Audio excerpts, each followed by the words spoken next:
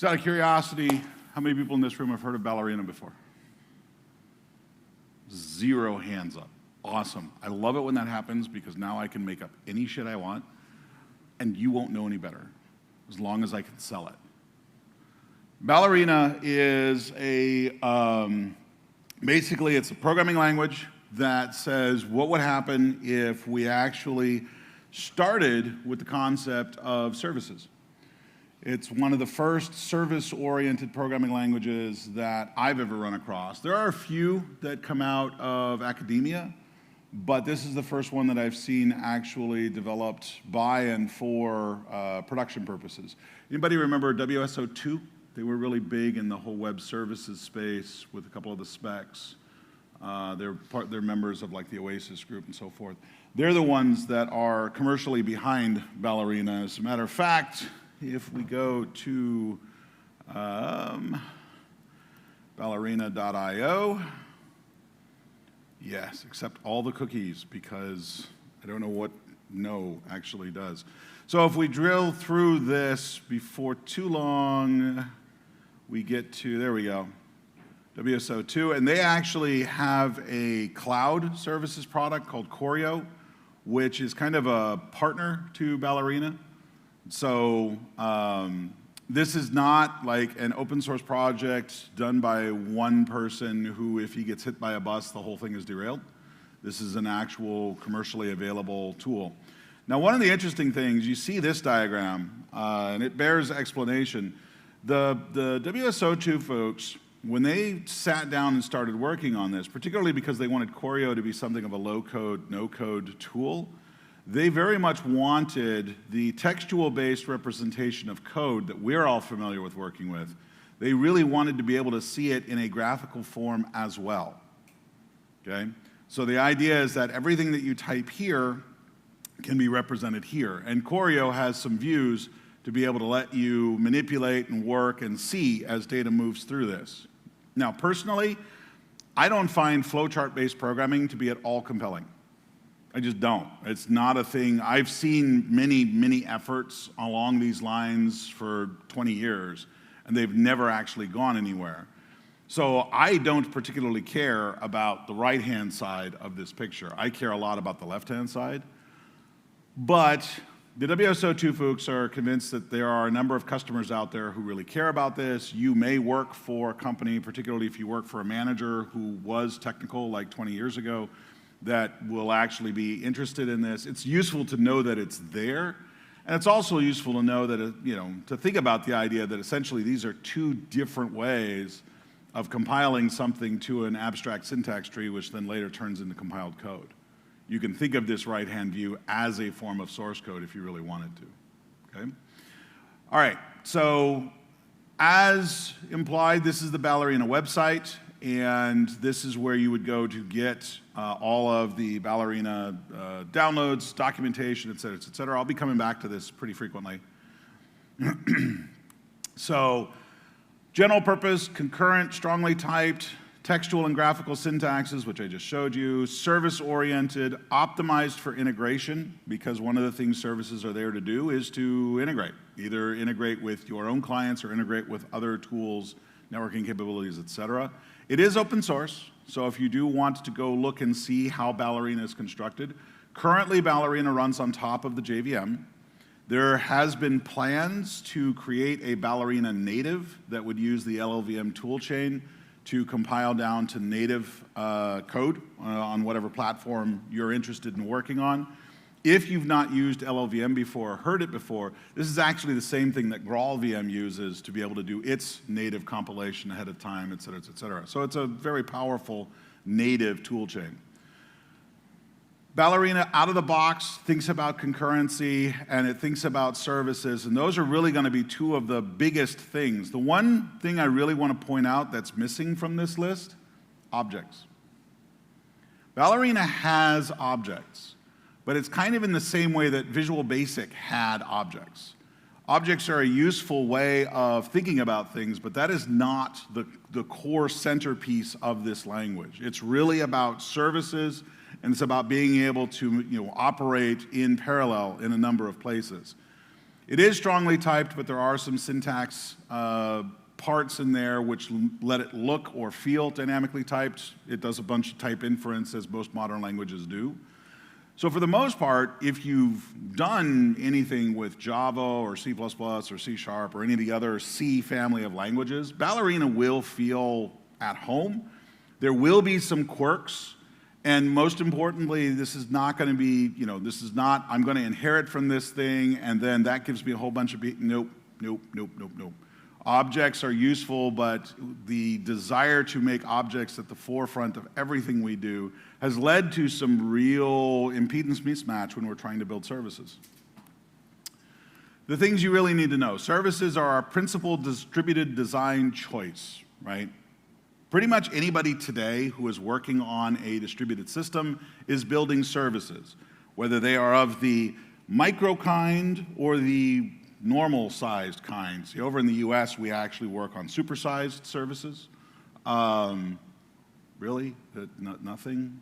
It's after lunch. You guys are sleepy, I guess. I mean, that is about the best the jokes are going to get, just so if you didn't enjoy that one. Anyway, the whole point of this is to elevate services to be a first-class concept, something that the compiler can recognize and type check against, so that we make sure that the code that is coming in, the data that is coming in is in fact correct, that in fact it obeys the expected parameters, and this should be a string, this should be an int, et cetera, et cetera. A lot of that code that you otherwise would have to write by hand using Java, or you would have a tool scaffold out for you based on using something like OpenAPI, and then every time the API contract changes, you would have to regenerate that code and potentially like rebolt or rewire your code into it. Ballerina says, no, just bake that into the language so that now you maintain one source file, the end. Concurrency within a service should be easy and or default. In other words, the services that we build by default should be concurrent. Should not be the kind of thing that we really have to spend a tremendous amount of time reasoning about. That's obviously not the case with Java.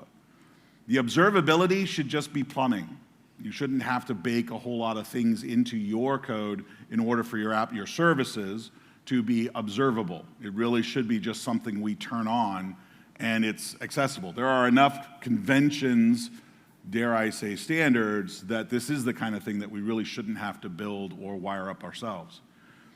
The other thing is that Ballerina borrows this concept from functional programming that says that explicit state is sufficient. See, in object-oriented programming, we really want to take state and behavior and marry them up into this single thing that we call an object, of which we have templates, which are called classes, right? So we use a class to create an instance of an object, and it looks this way, and it's really this idea of a union of state plus behavior.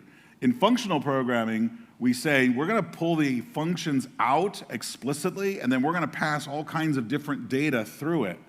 Functional languages have been polymorphic since the day the first one was written, because we explicitly pass that state in, and then we can wire up functions together in interesting ways, yada, yada, yada.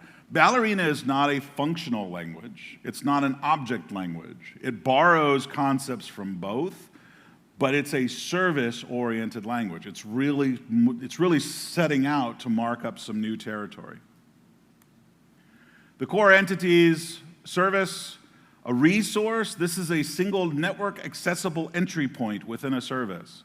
So if we are talking about HTTP, and by the way, you can build services that aren't HTTP, you can build services that are gRPC, for example, then if we were talking about an HTTP service, then a resource would be one of those URL parameters. And I've got code coming, so you'll see how all this plays out. Isolation and transactions for being able to deal with some of that concurrency. Isolation in particular is a useful concept because if I can make sure that my code is isolated, meaning I'm not actually touching anything that could potentially be global state, then the compiler, A, can check that, and B, if it's not isolated, force me to interact with anything that is outside of my isolation sphere under some kind of concurrent transactional boundary. And then, just because everybody has to have their own flavor of threads, Ballerina calls them strands. But it's essentially the same idea. It's logical threading very similar to fibers, very similar to what we're seeing in a number of different environments. So to get started with Ballerina, well, first of all, you may be one of those people that, I just want to touch it, play with it a little bit. I don't want to actually do any level of commitment to it. It's kind of like when you first start dating somebody, right? You just want to go for a coffee. You just want to see if they're not a serial killer. You don't want to give them your home address. You don't want to actually let them know what kind of car you drive, right? Very minimal. Well, Ballerina says, sure, I can do that. Go to play.ballerina.io, and you can play with the Ballerina syntax in the browser. You don't like it, close the browser, you're gone. If you're willing to do a little bit more in the way of commitment, you can also pull down their Docker image and run it locally on your machine. And then, of course, if at some point you decide, okay, now we're quits, cool, delete the Docker image. And again, 0 footprint when we're done with this. Now, if you really, really, really want to understand how Ballerina works, you'll download the source code and build it from source, because that is what real programmers do. Am I right? There are a few people nodding in the audience. Those are the people I'm afraid of. Or, of course, you can install it locally, which, again, from here on the home page, download, right? There's a Windows MSI, there's Linux packages, a deb or an RPM, depending upon which flavor of Linux. Mac, you can get either a dot package or a dot package. I'm not sure. Oh, these are the two different CPU types. If you're using a package manager, for example, Homebrew on the Mac, brew install Ballerina, you're off and running. Now, what this will do is this will put the Ballerina distribution on your machine. It will put the bal utility on your command path. Whoops, bal, like so, which, of course, you can always see the latest version of using bal version. You'll notice that this is 2201.8.0, so this is Swan Lake Update 8. Guess what? All of the code names for the Ballerina distributions are ballets. Yes, exactly. The one previous to Swan Lake was Nutcracker, and I didn't even bother asking what the rest were. Now, Swan Lake has actually been the distribution since January of 2022. That's hence the 2201 nomenclature here. And they've made 8 minor revisions to it since. The Ballerina team is very, very focused on, at this point, they're saying it's settled. We're not making significant syntax changes. We're not making significant library changes. This is now something to which you can commit. And so presumably, it'll only go to 23.10 something something when they do a breaking change of some form. Okay? Once you have bal, then you can, this is your utility to create, scaffold out a project. As a matter of fact, let's see, is there anything else I want to talk about here? Yeah, currently requires Java 11. I talked a little bit about that. Oh, the docs, yes. Whoops, not this window, go away. There we go. So the documentation for Ballerina is actually really good. So they have a whole bunch of different kinds of approaches to things. For example, you can look at how Ballerina integrates with OpenAPI or Async API, which is sort of the async partner to OpenAPI. You can also go to Ballerina by example here, and this is a whole series of little snippets of Ballerina syntax. So for example, we go here to Hello World. This is the traditional Hello World, right? Just printing the string to the console, right?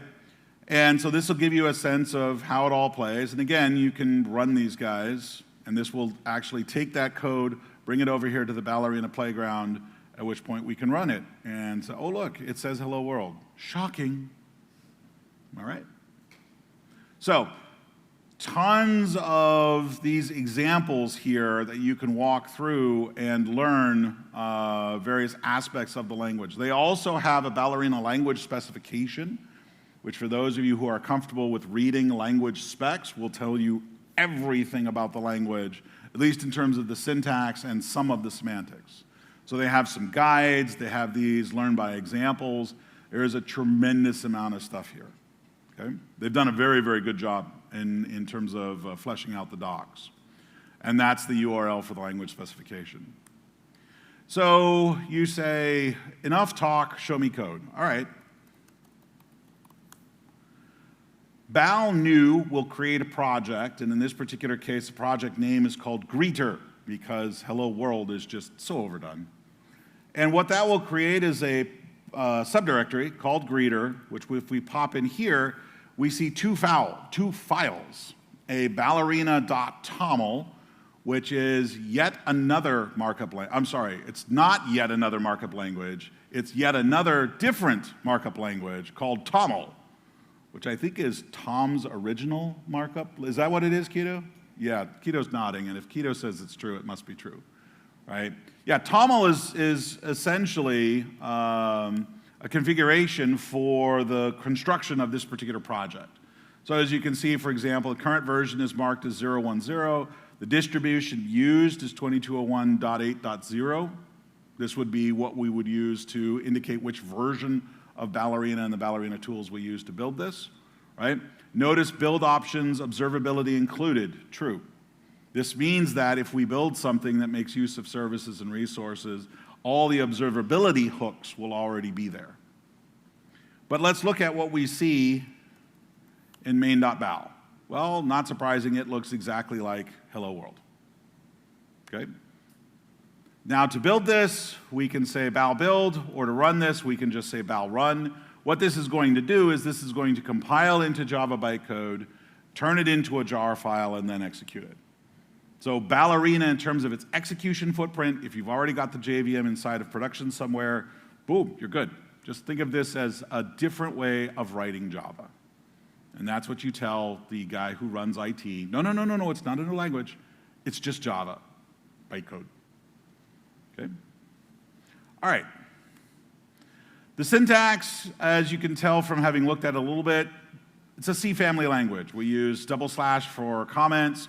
We use curly braces for blocks of code. There's hello world again. There's a couple of differences, right? First of all, import ballerina /IO.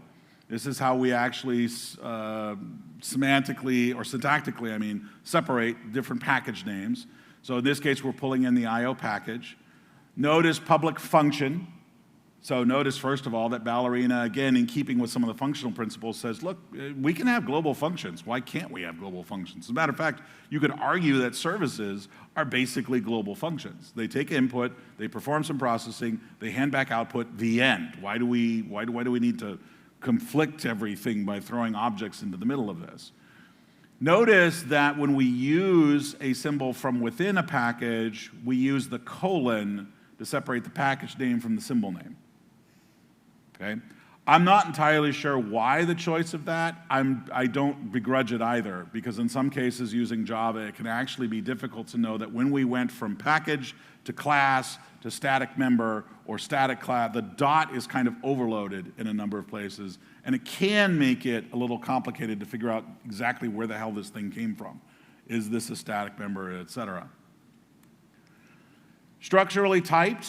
This is important. In Java, if I have a person, first name, last name, age, which is a string, and int, and if I have a city, which is city, state, and population, which is a string, and an int, Java is nominatively typed. It means that because these two types have two different names to them, they are considered two entirely separate types.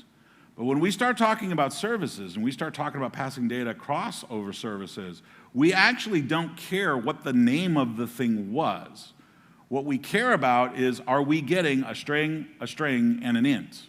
And if that's the case, it's a match. And this is what's called structural typing. And so in Ballerina, when we start working with some of these types, Ballerina is actually very much more flexible than you may be accustomed to when you're coming from a language like Java or Scala or any of the other very strongly typed languages. Ballerina is still strongly typed. It is still a language in which it will verify that strings and ints are not mixing in places where they shouldn't. But it is structurally typed, which also means that we can actually leave out certain fields, mark them as optional, nullable, et cetera. And so if you ship me JSON that consists of a few extra fields or is missing any optional fields, it's all good.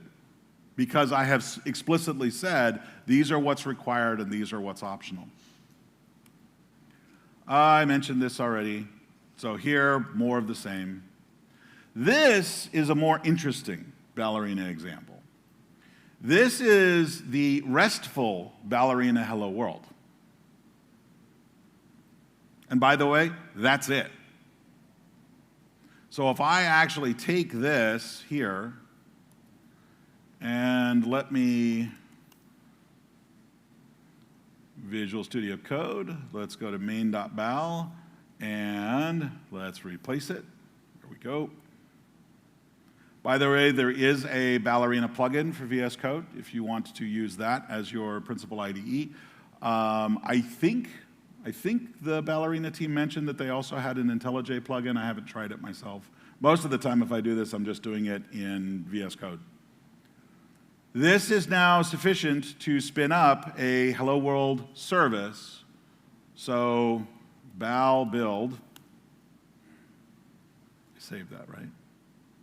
Yeah, I did. Okay. And so now I can either run the jar file or I can run like so.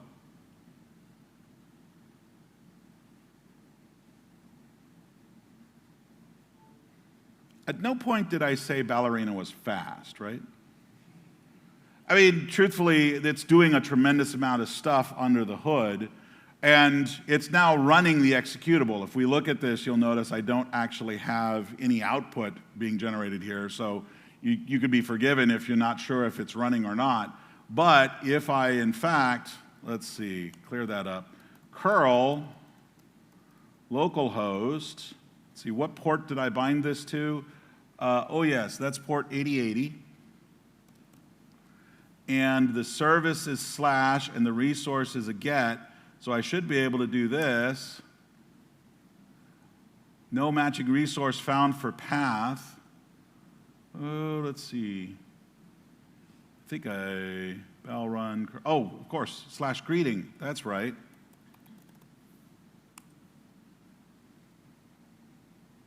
Or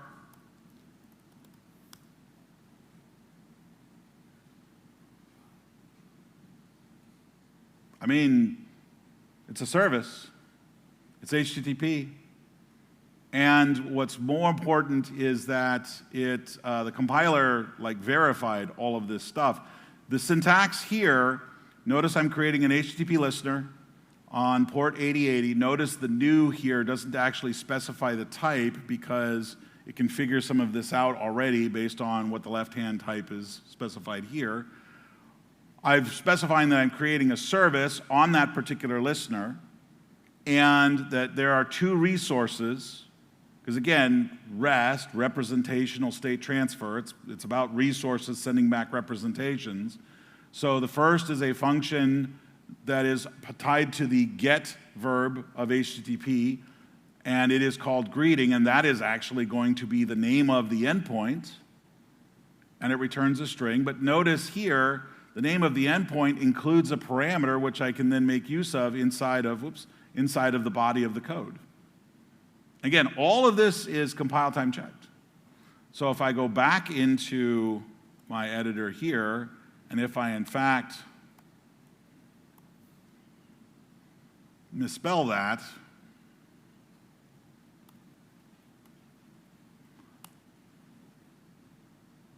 you should flag that as an error, right? I haven't tried this in a while. Oh, no, maybe they're going to, yeah. What's that? I'm building it right now. It's building and running right now. But I think what it's doing is it has now said, that's totally cool. I will happily accept GTE verbs over HTTP. I'm sorry, I can't hear you. Just type run and build. It built. See how it's compiling the source here? But because GTE would in fact be an acceptable HTTP verb, I think that's why it's not a compile error. It's not a very common verb, but you could pass a GTE request over HTTP.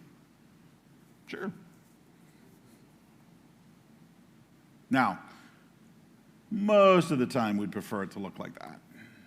At one point that was a syntax error, but I think they've opened things up a little bit because, for example, if you work with, there's oh, I'm trying to remember now. There was a document management API that was created that actually added a couple more verbs to the, on top of the standard HTTP spec to operate on top of HTTP. And they said, yeah, you know, technically you should be able to put your own verbs into the equation. And so if I wanted to reply to an HTTP verb that isn't part of HTTP 1.1 or 2.0 or whatever else comes, this would allow you to do that. Fair enough. Now, there's a bunch more that we could talk about with respect to Ballerina. For example, the fact that most of the time when I'm building one of these things, I will actually want to pop it into a Docker image and then load that Docker image somewhere. So we could certainly talk about all of the different things that could show up in that Docker image. Or, notice how there's a Ballerina toml. There's a dependencies toml here. That was generated when I did the build so that Ballerina could track all of the dependencies. I can also create a cloud toml file that will specify that I do in fact want to generate a Docker image as part of my build. And so Ballerina will go ahead and create the Docker file and then run Docker to create the image so that now the output artifact of my Ballerina compile is a ready-to-serve Docker image, complete with configuration file. Let's see your Java do that. Okay? This, to me, is really a significant step because we really, I mean, we have gotten to a point in terms of the ubiquity of using Docker in so many different environments. We've really gotten to the point where, yeah, it's hard to imagine shipping code without some supporting artifacts, configuration files, and other such things. And Docker is a beautiful tool for gathering all of these things up into a single image that we can just launch that in a container and off we go. So why shouldn't Docker be the actual output artifact of what we're building? So now if I were to configure this correctly, by the way, if you set build image to true, it will generate the actual image. If you set it to false, it'll do everything except build it for you so that you can see the Docker file and see all of the dependencies, and it will actually pull all the dependencies into one place so that now all you really have to do is type Docker build. I'm not sure why you would ever want to change any of those things, so I generally always set it to build image true, and I'm good. I'm happy. Now, one of the things that I really wanted to do, whenever I'm looking at new technology and new language in this particular case, all of these hello world type demos, I mean, I expect them to work. I expect them to do pretty much whatever the demo is intended to do because, I mean, how hard is it to get hello world wrong? I could show you hello world in lol code, which is a programming language developed by cats on the internet. It's a real thing. Seriously, Google it. I could show you hello world in lol code, but that doesn't mean you would necessarily want to build your next production implementation in it. You want to be able to get a sense of how well this works in a little bit more real world scenario. So what I did, based on learning some of Ballerina and so forth, I decided I was going to build a slightly more complex, but still trivial enough to understand service. You're looking up lol code right now, aren't you? He is, isn't he? Yeah. Screw Ballerina. He's like, I want to find out more about lol code. So I decided I was going to build a Ballerina implementation of a tic-tac-toe server. So in other words, when people want to play tic-tac-toe, they have a HTTP-based service that they can use to connect two players and play the game, taking turns, with all of the necessary validation. And I set as a couple of rules for myself. Number one, it had to be driven from an open API specification, because I do believe pretty strongly in contract-first style development, right? So write the spec, and then client and server are somehow derived from that specification. And the other thing is, it had to follow some of the traditional layering that we would see in a standard enterprise-style application. In other words, there was going to be a database, which makes sense because that's where the games will be stored. But there was going to be a data access layer, and there was going to be a business logic layer. Now, for something as relatively simple as tic-tac-toe, that's probably overkill. Probably could have smashed these together all into one layer if I really wanted to. But it helps to see kind of how some of this stuff would map over.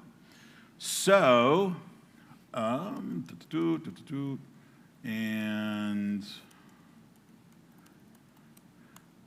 This is accessible, by the way, if you so desire, this is a public GitHub repo under my name, Ted Neward. And so if you wanted to, you could pull this down and you could start monkeying with it, toying with it, fork it and enhance it. Although if you do start making money off of it, remember where you got it from, all right? Pay it forward, pay it back, pay it upside down. I don't even know what all the hip lingo is these days. So as you can see, based on just the project contents, right, there's a server directory. That's where all of the Ballerina code lives. But here, there is a TTT YAML file. This is the OpenAPI spec for tic-tac-toe. And just to really complicate things, I decided I didn't want to write it myself. I Googled to find a tic-tac-toe OpenAPI specification. And whoever wrote it made some decisions I didn't necessarily like, but that's not the point. The point was somebody else wrote it, and I wanted to see how well Ballerina would conform to this. Because I remember 23 years ago when we were talking about web services and WSDL and SOAP and so forth, if I started from Java and generated the WSDL from that, it was really easy for Java developers. But if you were a C# developer trying to make use of that was an absolute nightmare. And so operating from the contract first, like I said, that was a self-imposed restriction. So this YAML file, which defines the tic-tac-toe API, and a couple of types specific to that API, such as, for example, the board, which, not surprisingly, is 9 cells, numbered 0 through 8, and players are a string. So player 1, player 2 they could be X and O, they could be Ted and Keto, they could be they could be email addresses if you really wanted. Again, this is a server implementation, not an actual UI implementation. So we could imagine that if you're using this as your protocol, you would have X and O, and they would correspond to whatever strings you were sending back and forth. Somewhat flexible that way, okay?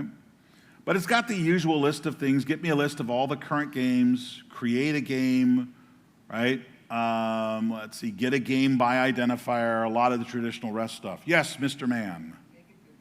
Make it bigger, please, he says. How big do you need it? How old are you? Bigger? You need it bigger? I mean, I can make that 400 really pop. Oh, actually, no, I can't. That's the max. Yeah. And again, my point here is not necessarily to point out, the strengths or weaknesses of the YAML file or the project itself, but simply to say, I want to show you something that's a little non-trivial, okay? So if you're not familiar with the OpenAPI YAML specification, all of this is going to be gobbledygook. If you are, you can see it's a pretty straightforward, simple OpenAPI spec. There's really not a whole lot of complexity here.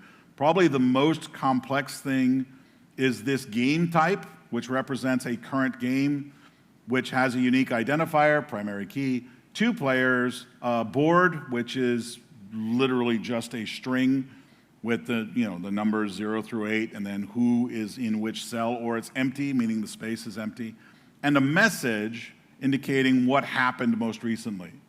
So if player 1 makes a move and then player 1 tries to make another move, the same board will be returned to them with a message saying, hey, wait your turn, okay? So that's this. That's the API spec. Now, the Bal tool knows how to take OpenAPI and generate Ballerina code out of that. And one of the first things I discovered is they really assume the interface and the implementation want to live in the same file, which I kind of didn't. So one of the things that I have, and I've given this feedback back to the Ballerina team, is I would kind of like them to create, if they generate off of an OpenAPI spec, I would kind of like them to generate a thin layer that then calls into some other things, rather than assuming that this is where all the code is going to live, because if I have to regen that because the contract changed, that's not as convenient as I would like. I'm literally overwriting code that I have written. It's a small nit, but it is an important one. I should do one other thing here. So this shell script here, again, we'll make it bigger because, Keto and I are both old. This shell script here just invokes curl. All it's doing is black box testing, and specifically, it's testing a game of tic-tac-toe between Wilma and Betty. I like Flintstones as my sample data. So here, get a list of all the games, create a game. I'm going to assume for my testing purposes that the game that was created is ID 0, because I can stop and restart the server anytime I want. Notice Wilma wants to go into the center square. Betty's going to try to go to the center square and should be rejected. She should not be allowed to do that. Betty will then go into the upper left, get a list of all the games. We should see that that game is there. This is just straight curl black box testing, okay? If this were something that were actually being done out of production, this would probably be a set of postman tests that I would be using, and then my QA team would be running religiously on a regular basis. Or I would be running this plus a whole lot more of these tests as part of my CI/CD pipeline, et cetera, et cetera, et cetera. But you can kind of see the JSON that's being passed, and you can see the URLs that are being used. So,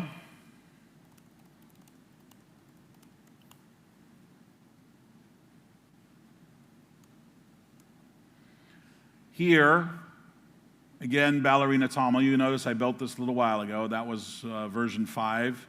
You'll notice also that there is this section here, Platform Java 11 Dependency. I wanted to store this to a database. Ballerina runs on top of the JVM. H2 is your friend here, right? H2 is the in-memory or single file database that fully supports the JDBC interface. I want to make use of all of the things in the Java ecosystem so that I don't have to wait for Ballerina to invent their own relational database, which they never will, right? I want to make use of the rest of the ecosystem that Ballerina is a part of. So specifically, I make use of the H2 database because it's pretty straightforward. This is how I specify the Maven central artifact values to pull that jar file down and include it as part of the build. And then here, notice the cloud toml. I'm saying specifically I want to build that image along with the Docker file to run that image once it's built. Okay? So let's look at some code here. Let's see. First of all, we've got TTT service. So this is the first level. I'm not sure why these red squigglies are there. Cannot resume.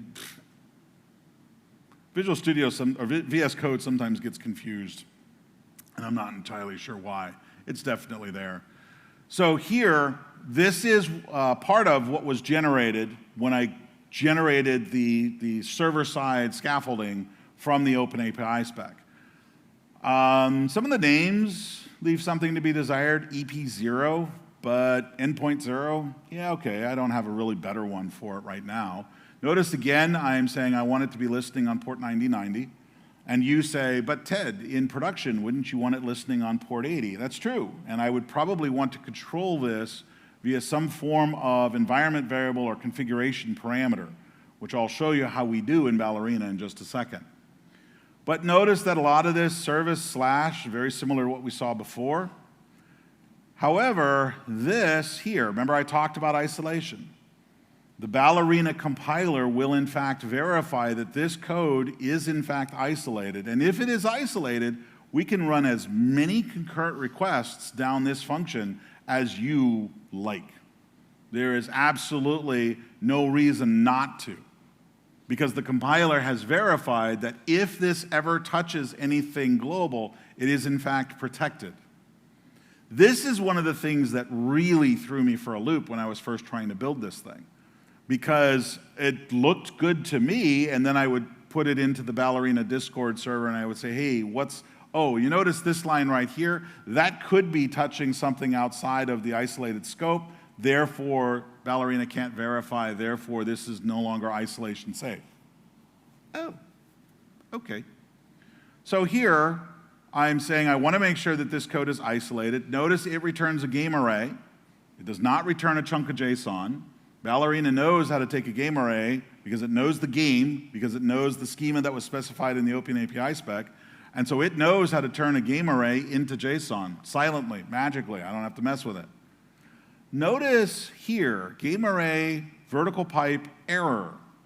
Welcome to Ballerina error handling. How many of you love checked exceptions? Good, Ballerina got rid of them.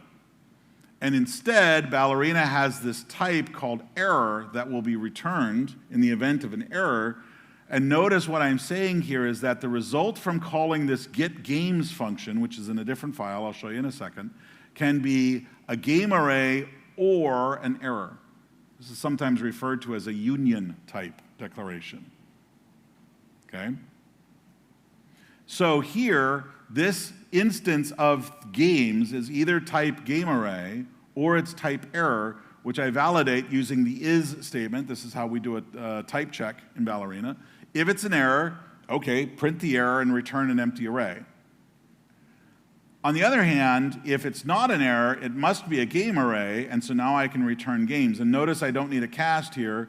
It matches the type here because the compiler is smart enough to know if it's not an error, it must be a game array because otherwise this line here, line 19, would not have been type checked correctly.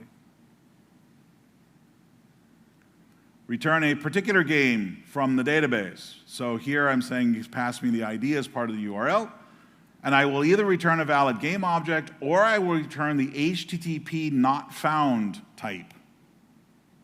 This is a baked-in type that knows how to return all of the necessary semantics for an HTTP not found resource. Same thing, right? I'm going to get the game. If the game is unit, meaning there is no game by that ID found, then we return the HTTP not found. This, by the way, is how we do a cast.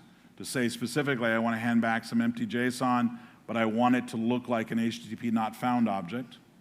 Or if, for whatever reason, say the database is offline, it's an error, again, we'll return the HTTP not found, otherwise we'll return the game. Again, isolated here. Notice that the type declaration here is game question mark, meaning this game could possibly be null, or empty, which is what this is actually specifying here. Now I get something a little bit more sophisticated. Game's body is the payload in order to modify a game. This is basically how somebody would make a move, if you will. This is the payload, the game body. And we'll do, this is to create the game, my bad. This is to create the game, so player 1, player 2, and if for whatever reason that returns an error, same basic stories. You can see that each of these things is deferring most of the logic off to another layer. We're just handling the HTTP portion of the interface here. Okay? This theoretically, I haven't tried it, theoretically I could build a gRPC version of this. I could build a TCP version of this. Again, Ballerina front ends in each case, calling into this business logic layer that takes care of everything from there. Okay? So, let's look at the function layer that represents my business logic. Yeah, Keto. Let's see, this one? Oh, no, that's not. This one. Here we go.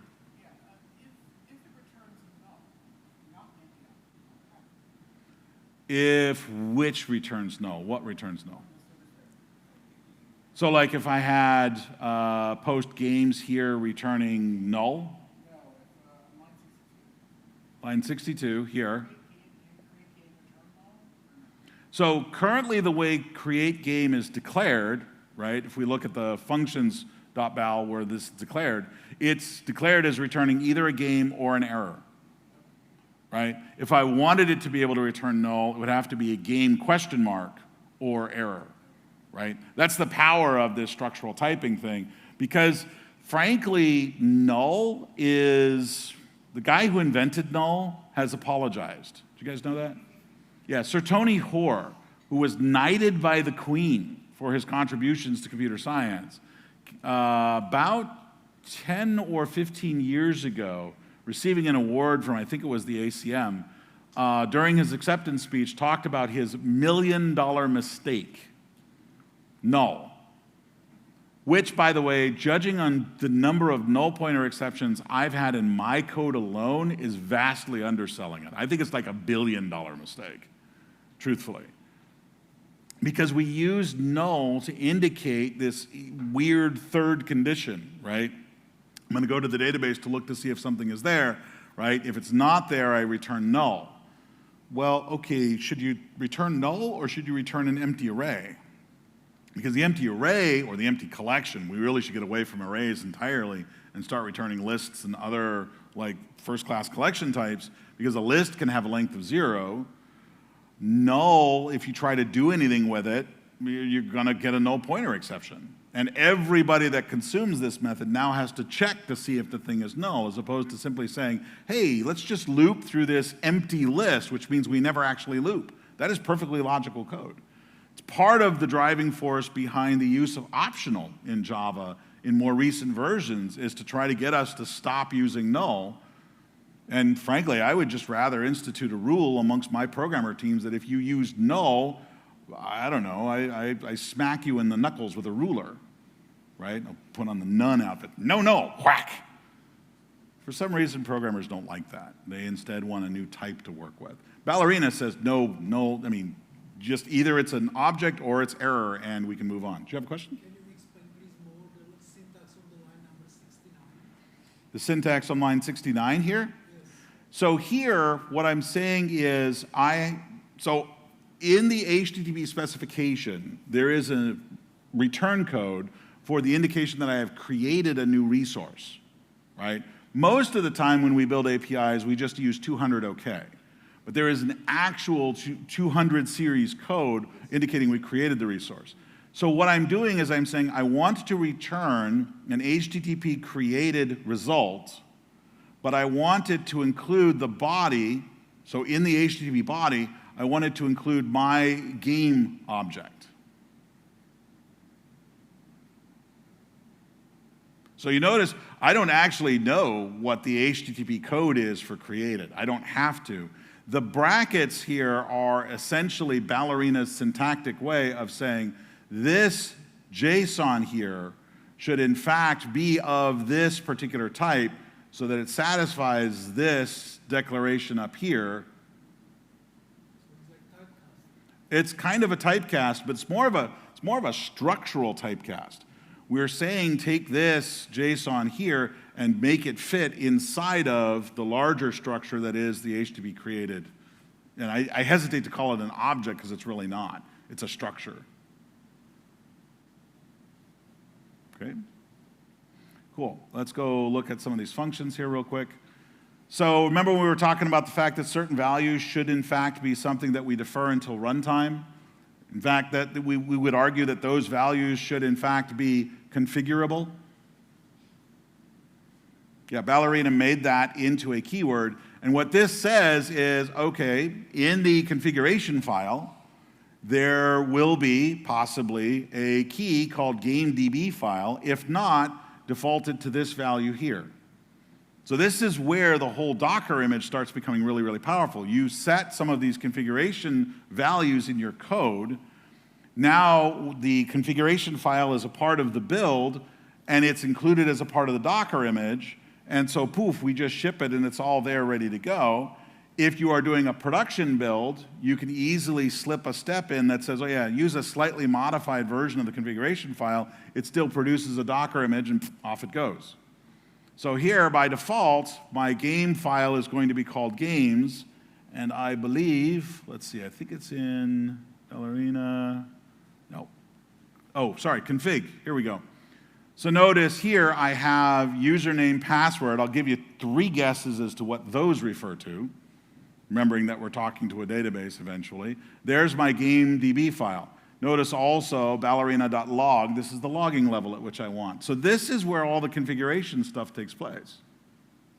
There are also ways to get Ballerina to pick up off of environment variables too, so you're not actually storing any secrets in a file inside of source control, which one should never, ever do.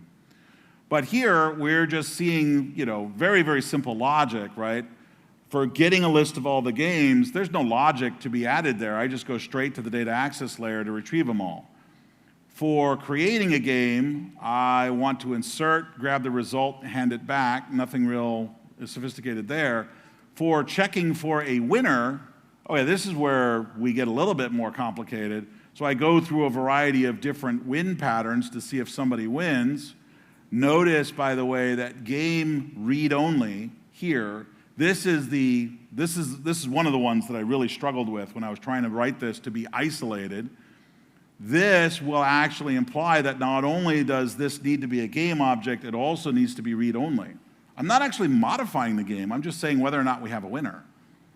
And remember, if I'm not changing anything, then it's perfectly acceptable to have as many threads running through it concurrently as I'd like.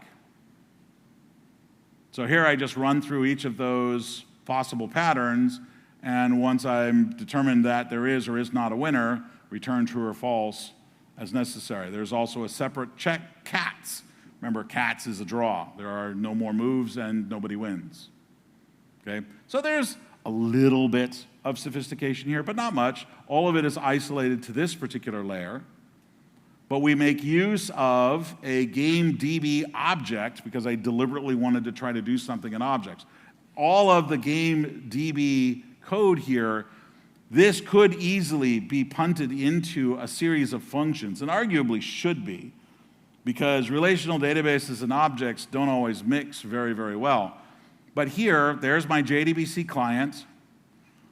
Notice I'm doing the H2 JDBC URL here. I'm actually executing something that's H2 specific because I want to get some tracing on it, create the table, insert into the row, retrieve a list of all of the games, either by a certain clause or just give me a list of all of them, right? And this, by the way, is not an object relational layer. I am not trying to create game objects that have domain logic. This is not a rich domain layer in any way, shape, or form. Because all I'm saying is give me sets of data that operate on by functions and hand back as part of a service.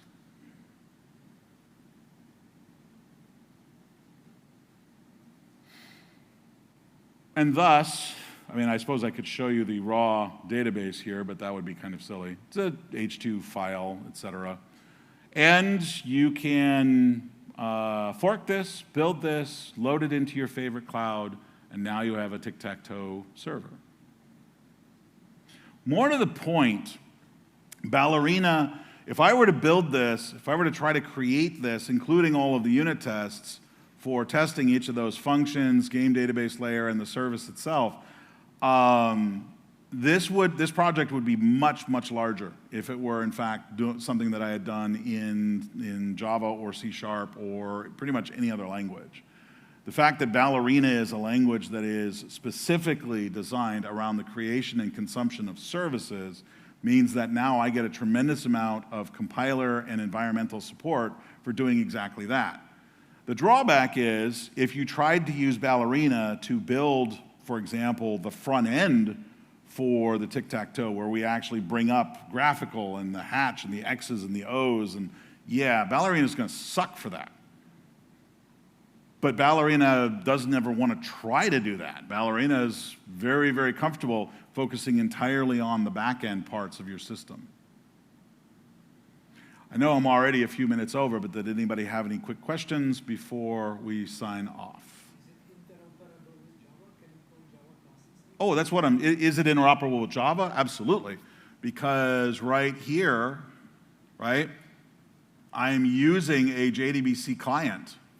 It's Java. He's so shocked. It's Java. It's honest to God Java. And I'm using the H2 database, right? There's my JDBC URL. And H2 is a Java jar. And honestly, if we go back to, well, where is the other, do I have it over here? Yeah.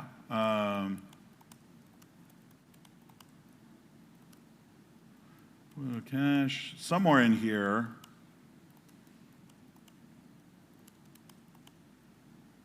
Yeah, you see Java 17 there. Somewhere in this build tree, there is actually greeter.jar. It's a straight up jar file. So if you really, really, really didn't want to allow any of the Ballerina artifacts to appear, Actually, I could do a bal build, and that should generate a greeter.jar somewhere in the build tree. Yeah, target bin greeter.jar. Right? Which now, I don't know if Java jar will work, but let's try it. Yeah. Oh, because the version of Java from the command line is a little bit different. So, but it's a jar file. In the back.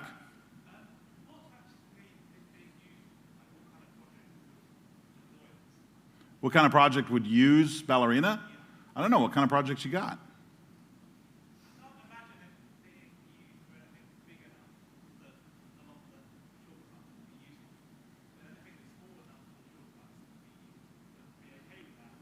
Well, so if you're worried about the notion of scale, right, I would argue that if you're building a large service, that Ballerina will actually cut the number of lines of code that you're using to build the service by half or more.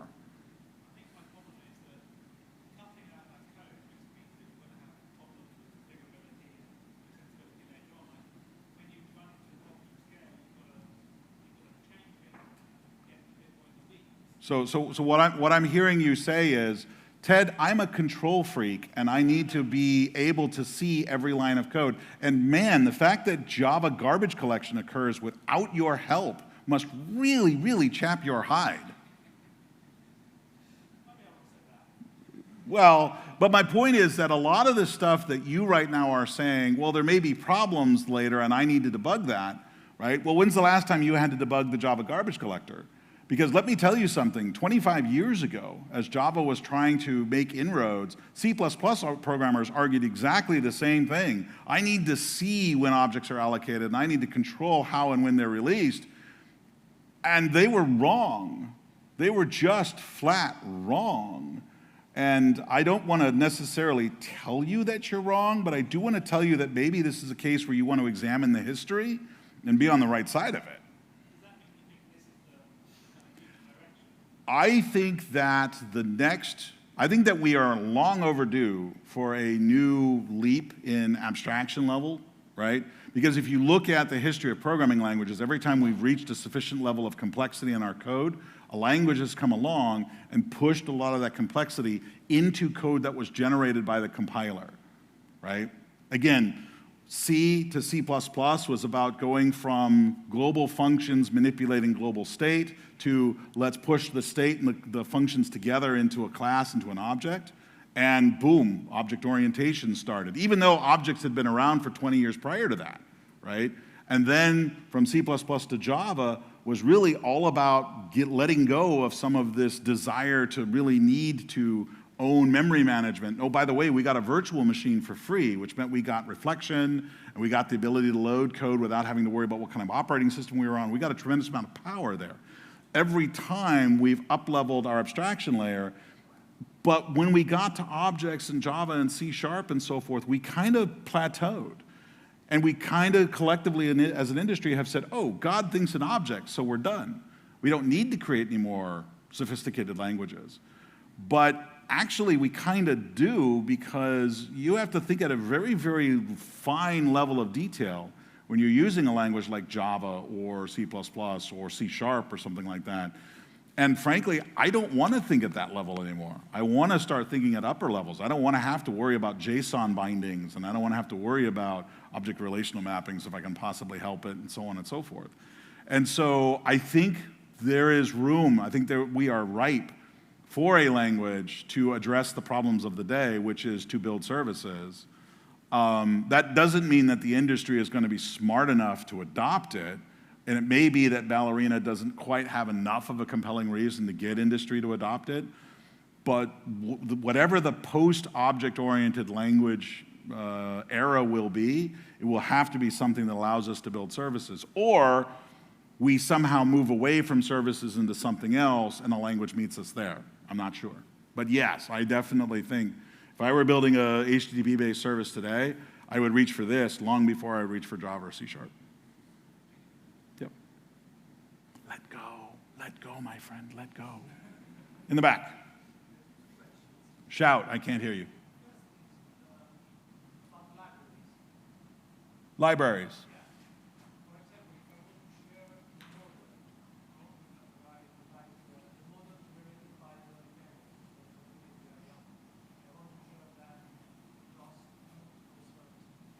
So the libraries, you could either publish them as straight jar files, right, and consume them out of Maven Central like you would for any other library. Or if you specifically want to do Ballerina libraries, there is like a Ballerina Central. I haven't gotten to that point. I haven't tried to do that. But there are some places where you can get Ballerina-specific libraries, which frankly I would only really, for service type stuff. But across a team, I mean, you've got either option, right? At the end of the day, it all boils down into a jar file. I'm sorry, what about it? Well, I mean, Maven doesn't necessarily support this, but they don't stop, you can publish a jar file into Maven Central. So as long as it's a jar file, it can be an artifact and tracked that way. And then at that point it's accessible from Gradle and from anywhere else. So, Maven, I mean, there's not going to be any like Maven gatekeeper saying, stop, that wasn't written in Java, because you've got Scala artifacts and Groovy artifacts and all kinds of different, compiled artifacts. So as long as it's a jar file, Maven Central is happy. Does that make sense? Yeah. Cool. Then with that, I will release you to your coffee because I know you are itching to get caffeine. Peace out.